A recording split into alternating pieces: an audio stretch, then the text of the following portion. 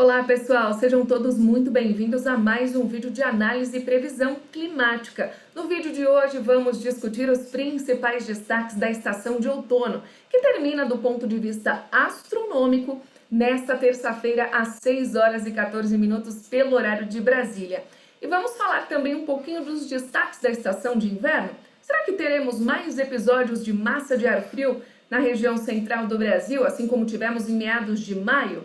E o regime de precipitação, como fica nos próximos meses? Fica com a gente porque no vídeo de hoje a gente vai discutir um pouquinho disso. Então, começando pela estação de outono. Tivemos um outono marcado pelo segundo ano consecutivo pela presença do fenômeno Laninha. Para quem não se lembra o que é o fenômeno Laninha ou não viu os nossos vídeos anteriores aqui do canal, é quando a gente tem as águas superficiais aqui do Oceano Pacífico Equatorial mais resfriadas do que o normal. Então, assim como no ano passado, igualzinho no ano de 2021, tivemos a presença do fenômeno Laninha. Mas, né, se você já é um pouco familiarizado com a meteorologia, você pode pensar assim, poxa, eu ouvi dizer que o Laninha diminui a condição de chuva no Brasil e aumenta no extremo norte do país. É verdade, em geral, o efeito do Laninha mais conhecido e mais disseminado é esse mesmo, mas esse ano, surpreendentemente, quando a gente parte para os valores de acumulado total de precipitação e anomalia, a gente vê um cenário completamente diferente disso que a gente conhece. Tivemos mais chuva no sul do país, mais chuvas no extremo norte também, e as porções centrais do Brasil, como é comum nessa época do ano, foram ficando cada vez mais secas. Por que será que isso aconteceu? Bom, a gente tem que voltar nessa comparação de como estava o oceano em 2022 versus 2021 e olhar não para o Pacífico, mas sim para o Oceano Atlântico, para essas duas caixinhas que o nosso time de meteorologia deixou indicada aqui para vocês. O Oceano Atlântico tropical estava mais quente do que no ano de 2021.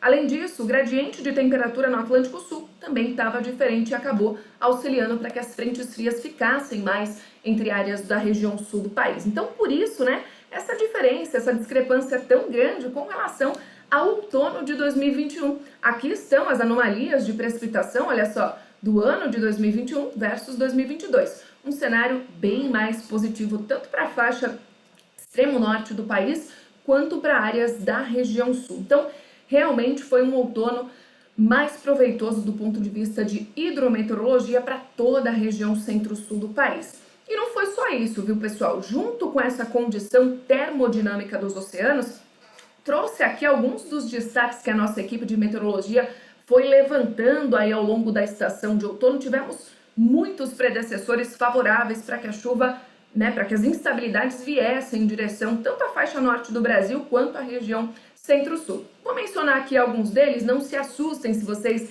não conhecerem esses fenômenos, essas nomenclaturas, e principalmente se vocês forem da área de agro, de energia e quiserem conhecer um pouquinho mais sobre isso, entre em contato com a gente no e-mail que eu vou deixar no final dessa apresentação, tá bom? Mas é o seguinte, tivemos a North Atlantic Oscillation, que basicamente corresponde às temperaturas do Atlântico tropical, né, norte. O que a gente teve de temperaturas nesse oceano? As águas também ficaram mais aquecidas que o normal. O Oceano Atlântico tropical, que a gente acabou de comentar. Ondas de Kelvin equatoriais, né, o disparo de umas ondas atmosféricas favorecendo chuva no extremo norte do Brasil. Então, tudo isso favoreceu para que a gente tivesse bastante chuva. Sistemas transientes, esse vocês já ouviram falar. Sistemas de baixa pressão, frente fria, linha de instabilidade, tudo isso somado e misturado gerou aquele cenário de chuva mais positiva que a gente viu no outono de 2022. Além disso, a gente teve em alguns momentos a região do Ninho 1.2, sabe aquele pedacinho ali do Oceano Pacífico Leste, que está próximo à costa da América do Sul? A gente chama ele de Ninho 1.2. Então, a gente teve em alguns momentos um amplo aquecimento dessa região, o que também ajudou o disparo de onda de Kelvin equatorial, está tudo interligado.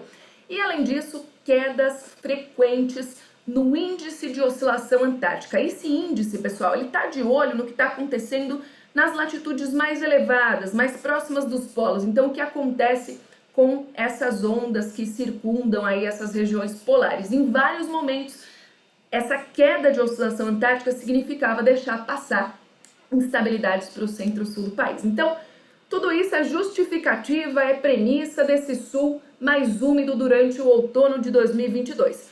Pessoal do Rio Grande do Sul, Santa Catarina e Paraná não pode reclamar muito porque não faltou chuva para essas áreas, tá bom? Bom, e vamos seguir em frente então. Quais seriam os destaques agora da estação de inverno? Um detalhe que eu queria passar para vocês, uma curiosidade. O inverno, de fato, né, no calendário meteorológico, já começou lá no dia 1º de junho.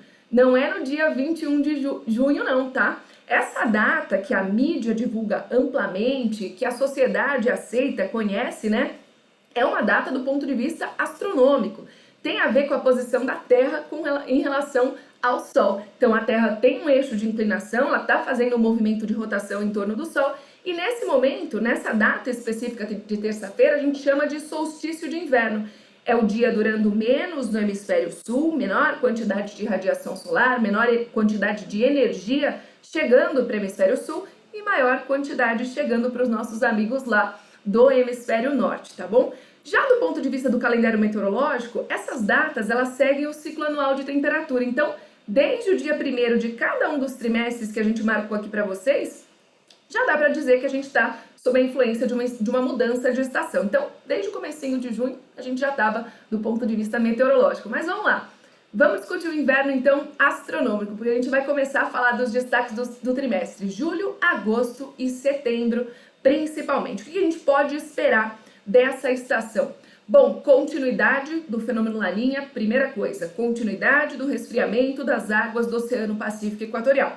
Há um tempinho atrás, tinha modelo de previsão indicando o final da Laninha logo no inverno, mas hoje a gente viu a Laninha ganhando mais intensidade, as águas superficiais do Oceano Pacífico Equatorial voltaram a se resfriar mais, e aí a grande maioria dos modelos, aqui a gente está mostrando um para vocês, né? Geralmente nas análises e previsões que a gente faz aqui na Ampere, a gente mostra vários para os nossos clientes, mas a gente está mostrando essa combinação, esse conjunto, e já é suficiente para dizer que o Laninha continua com a gente, tá bom? Então, a gente espera ver um efeito mais clássico, sim, desse fenômeno nos mapas, principalmente de chuva, durante os próximos meses, aí durante esse próximo trimestre. Temos também, de polo do Oceano Índico, cada vez mais o Índico na porção leste ficando mais quente, a porção oeste ficando mais resfriada. Isso é o chamado de polo do Oceano Índico negativo. E já a temperatura do Atlântico, pessoal, essa temperatura que a gente viu tanto no Atlântico tropical ficar mais positiva nos últimos meses, ela vai voltar a ficar mais neutra durante esse próximo trimestre, tá bom? O que isso impacta no regime de precipitação? Já vamos falar então quais os destaques da chuva para o Brasil durante o trimestre julho, agosto e setembro, desculpa. Bom, nas porções centrais, a gente não espera precipitação significativa mesmo, principalmente entre julho e agosto. Então, tempo seco, temperaturas mais amenas, principalmente no sudeste do Brasil, e as chuvas concentradas nos extremos norte e sul. Bom, essas chuvas, principalmente para alguns pontos da região sul, em especial no estado do Rio Grande do Sul, elas podem ser bastante expressivas, né? Podem passar aí dos 100, 150 milímetros, principalmente no mês de julho e no mês de setembro. Em agosto, a gente espera uma grande diminuição na qualidade da chuva, tanto que a maioria dos modelos de previsão está indicando uma precipitação anomalamente abaixo da média normal climatológica. Ah, não tem chuva nenhuma? Não, tem alguma instabilidade, mas não são chuvas significativas, né, quando comparadas a esses últimos meses que a gente vivenciou. Então, a tendência, de forma geral, é de que a gente tenha uma diminuição da qualidade da chuva entre os meses de julho e agosto, e em setembro, com o início da primavera, com o retorno do aquecimento para as áreas centrais do Brasil, a gente volta a ver uma chance de precipitação mais expressiva. Em alguns pontos do sul, né, para a maioria dos pontos não fica acima da média, mas pelo menos chega a passar de 100 milímetros acumulados. E também o oeste da região norte e pontos isolados do norte de Mato Grosso, a gente espera que essas áreas voltem a receber um pouquinho mais de chuva durante esse período. E o que dá para perceber aqui de característica típica de todo esse trimestre? A influência do fenômeno Laninha. Menor qualidade, menor persistência de chuva para algumas áreas da região centro-sul e cada vez mais um apontamento de que áreas do extremo norte do Brasil, do setor norte do país, ficam com chance de anomalia ligeiramente positiva. E olha só, estar com anomalia positiva no agosto para o meio do Brasil não tem tanta garantia de que a chuva venha com forte intensidade, tá bom? Por quê? Porque a média é baixa, ela não passa de 25 milímetros para a maior parte das áreas. Já para o final de setembro, dá para esperar sim algumas instabilidades pontualmente mais significativas para áreas do estado de São Paulo, sul de Minas, pontos de Goiás. Não é uma chuva abrangente, volumosa e persistente, mas já são os primeiros eventos de precipitação, já pensando no início da primavera meteorológica, né? Lembrando que começa no dia 1º de setembro, já teremos alguns poucos eventos ali de chuva. Agora, com relação às temperaturas, pessoal, quando a gente bate o olho na maioria dos modelos de previsão para o próximo trimestre, a gente vê que eles indicam temperaturas acima da média para a porção central do Brasil. Isso quer dizer que a gente não vai ter temperaturas baixas, Elô, no centro-sul? Você pode perguntar para o nosso time, né? E na verdade não é isso. A maioria dos modelos de previsão aponta que sim, a gente pode ter pelo menos mais 4 quedas acentuadas de temperatura no centro-sul, principalmente do Brasil, até o final da estação de inverno. Porém, o que a gente está vendo nos mapas é um reflexo do tempo mais estável, tempo mais aberto, poucas instabilidades e por isso chegada de radiação, chegada de calor, né, durante o dia. Então, realmente, principalmente as áreas do centro-oeste do país podem esse ano ter um inverno com temperaturas ligeiramente acima da média, mas isso não exclui a possibilidade da gente ter avanço de massa de ar mais frio, tá bom? E falando sobre essa chance de temperaturas mais elevadas de julho a setembro, quando a gente chegar lá em setembro, você soma essa possibilidade de temperaturas mais elevadas com ventos ligeiramente mais intensos, acima de 30 km por hora nas áreas centrais do Brasil, e baixa umidade relativa do ar. Conforme a gente vai avançando pela estação de outono e depois pelo inverno, o solo nas áreas centrais do Brasil vai ficando cada vez mais seco.